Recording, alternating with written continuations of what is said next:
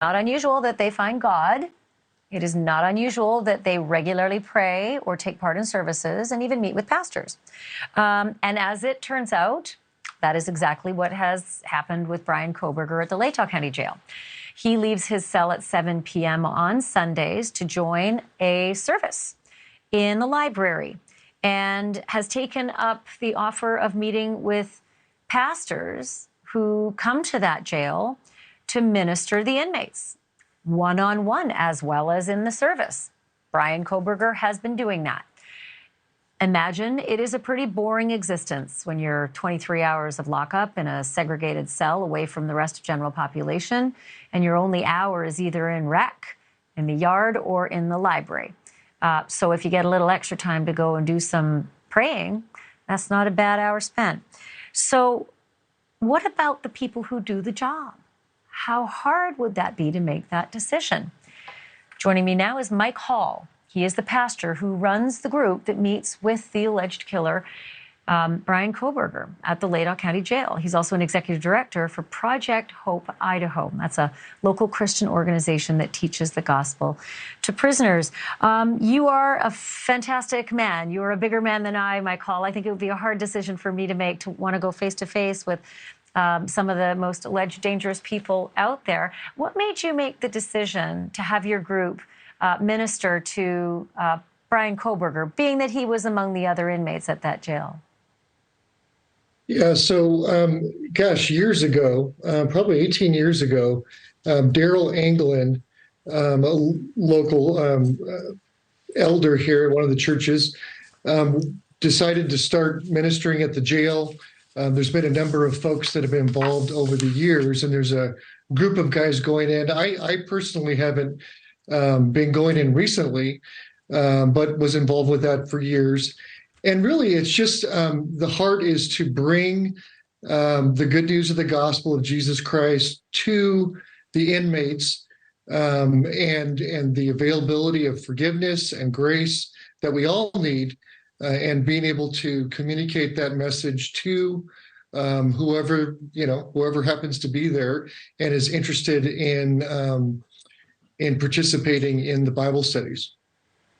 Well, I am fully aware of the limitations that you have in discussing, ministering to Bryan Kohberger. That's privileged in any relationship between a pastor and a parishioner.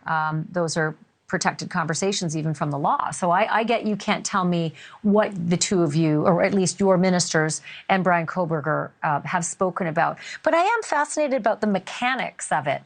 Do they end up in Bryan's cell with him, given that he's in a segregated setup? It's not like the other inmates? From the times that I've gone in there, there's a library where, we meet with folks. And so that's probably where that's happening. Again, like I mentioned, I haven't gone in recently. But, we just go in there, have Bible studies, usually about 20, 30 minutes, and pray together. And really the point is to bring the hope of Jesus Christ to people and to be able to help them to, discover a new way to live, that is centered around following Jesus Christ. So that's, what's happening in there in terms of what we're doing.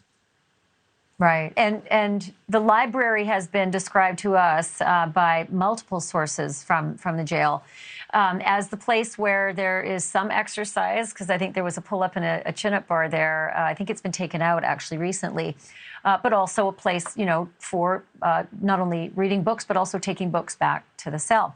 So in your experience, there's been no personal one-on-one ministering of Bryan Kohberger in his cell. It's always been in the library without other inmates present?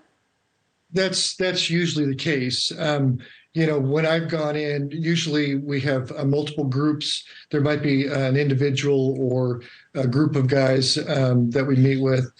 And so, it's interesting. There's hope and future in a relationship with Jesus. I know that one guy that I used to meet with years ago, he is now God has changed his life, and he's actually involved in ministering to other inmates now as well. So there's great things going on.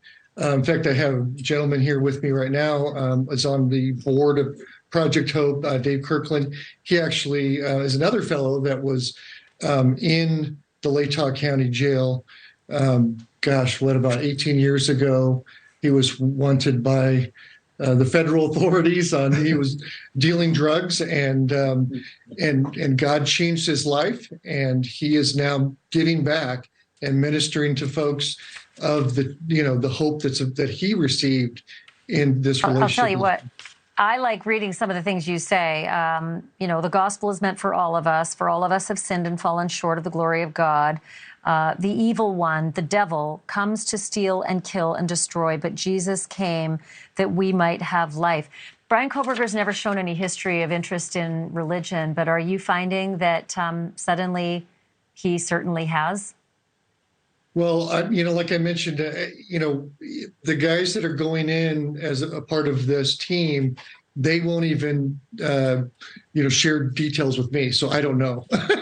Not for lack of trying, though, right? And I do respect not only the fact that you've got the pastor privilege with your team, but also there's the non-disclosure agreements and the gag order in this case. So Sure. You're running a sticky wicket and you're doing a great job of it. But I do appreciate you sharing with me tonight, and you're doing very, very difficult work that not a lot of people would want to do. Mike, thanks for being here. Appreciate it.